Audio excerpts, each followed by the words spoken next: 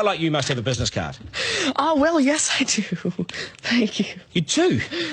At 13, you have your own business card. Okay, that's a nice start. I'll get in touch with you later. Sure. What do you do? Well, mainly, I like to call myself a software and cognitive developer because I love developing with cognitive computing and artificial intelligence. I'm an algorithmist. I love working with, designing, and implementing algorithms. I'm a keynote and TEDx speaker. I'm an author. I've written a book, and I'm working on another one about IBM Watson. And, of course, I'm also an IBM champion for cloud and honorary IBM cloud advisor. Where did Hang I on go a second. wrong? Someone just get me a flannel countdown. Do you go to school? Well, I'm currently homeschooled in grade 8, going to grade 9 now. Wow. Okay, so you're bright. Artificial intelligence is taking over the world. Is that fair to say? Well, you see, that's actually one thing that I believe a lot of people have, the sort of misconception that artificial intelligence is this technology that was made to replace humans at really everything we do, whether it be, our jobs or whatever we do at home every day. But really what I believe is that artificial intelligence was developed and is continuing to be developed for the sole purpose of really augmenting our life and amplifying our skills or capabilities and what we can do every day. But what about when the computers actually learn that they're better than us?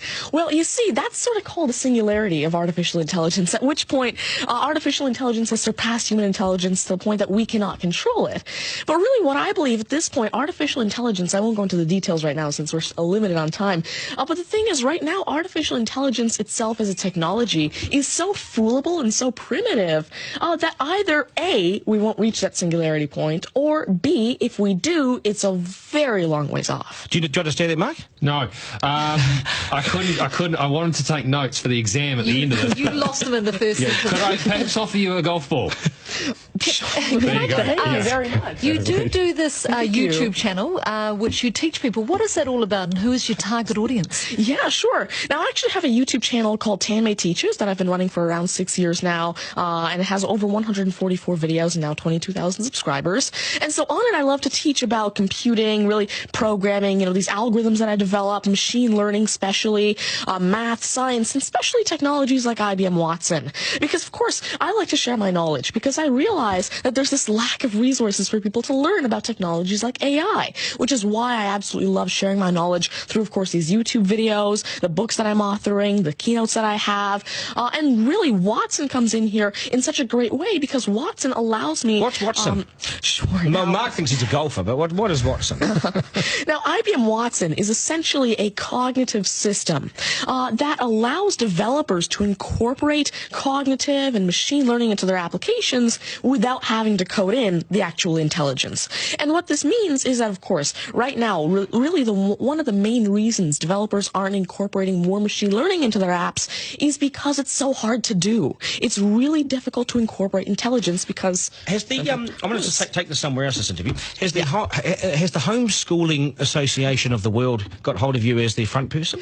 Well, there is actually a Homeschooling Legal Defense Association, I believe, HSLDA, in Canada, and I actually had a keynote for them last year in Niagara Falls. You're the poster boy for homeschooling, aren't you? Well, I did have a keynote for them, and I talked a lot about the advantages of homeschooling and why it's great for kids who want to go into different and really targeted subjects. Okay, I want to get right down to business now. When did you realise you were bright and smarter than most? Well, I originally started coding when I was 5 with simple languages like Fox Pro and Batch. But eventually, at 9 years old, I had my very first iOS app accepted into the Apple App Store called T-Tables. But did your mum and dad do something to you between 0 and 5 that plugged you into the wall? What did they do to you? At 5 you were Are you smarter than your mum and dad, by the way? Already? Well, I have... my dad used to work as a computer programmer, but he used to work with, simple, regular programming languages like Fox Pro, Batch, a little bit of C, etc. But you see, now I'm really interested in artificial intelligence and how it can actually be implemented on all these different platforms. You'd be a nightmare to teach. You'd be an absolute nightmare to teach, wouldn't you? Because you'll be smarter than the lecturers. I never even want to get in an argument with you, ever. But I would like to see you on a quiz show because I think you would nail that. Well, you see, there is one thing that I've been working on, and it's essentially an app called Ask Tanmay, an NLQA system. system.